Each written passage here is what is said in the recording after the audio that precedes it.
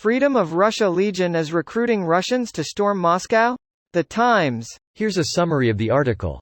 A fighter of the Freedom of Russia Legion with the call sign Caesar said that the Russian partisans, who attacked the Kremlin's forces from the territory of Ukraine, have thousands of people willing to join their ranks and will continue to raid the border until their forces are large enough to storm Moscow. Details. He said the Freedom of Russia Legion is the size of a battalion but plans to expand as an increasing number of Russians realize they can fight Russian dictator Vladimir Putin and prevail. Quote, "We will keep performing these harassment raids to the point we have our own piece of Russian territory, so that real Russian sons and daughters, real patriots, will be able to join us. Once that happens we will quickly grow our force and numbers and it will end with the Kremlin campaign." Details. Caesar joked that the weapons for his military formation were purchased from AliExpress and eBay, as well as from Russian military stores. According to him, Russians enter Ukraine through certain neutral border states. On the 22nd of May, the Russian Volunteer Corps and Freedom of Russia Legion announced that they had crossed the border and were liberating the settlements of Belgorod Oblast from the current Russian authorities. They started with the villages of Kozinka and Gora Podol. The Ukrainian Defense Intelligence confirmed that it cooperates with the Russian Volunteer Corps, including the exchange of information. This post received a score of 45,000, with an upvote ratio of 90%. Here are the top comments in response to this article.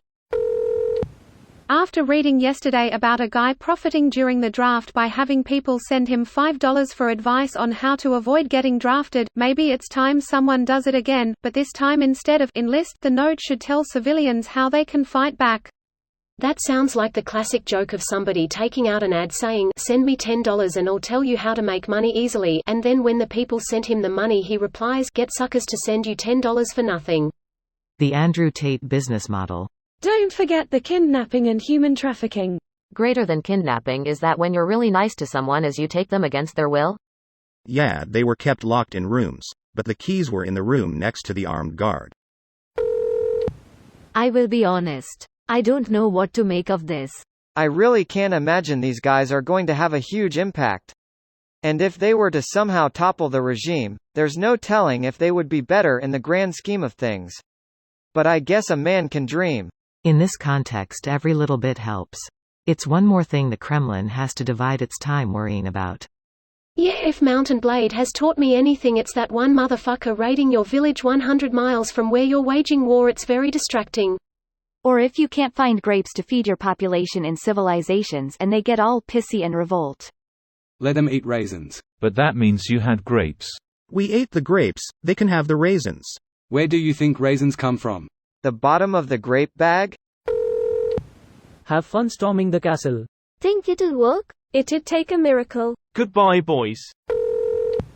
Interesting times. For all the effort Russia has put into radicalizing extremists in Western countries to destabilize them, it looks like Russia will feel what they have been pushing others to do. Didn't a similar thing happen with the vaccine bullshit, misinformation? Didn't most of that originate from Russia, only for it to find its way back to Russia, leading to less vaccine take-up there, etc.? PSA, Freedom of Russia, Ponomaryov crew = Russian Volunteer Corps, Zay Nazis. That would be astonishing. Imagine a dictator, painstakingly going out of his way to gaslight the world to think that Nazis run Ukraine and that's why it's okay to invade them, only for the invasion to fail, his invading forces driven from not only Donbass, but also from the previously annexed Crimea, to then suffer the ultimate humiliation of being deposed and defeated by a bunch of Nazis? Fuck me, I'd be livid. I mean, if he wanted to get his name to be more than just a footnote in the history books, that'd do it. This video was automatically created by Reddit to speech.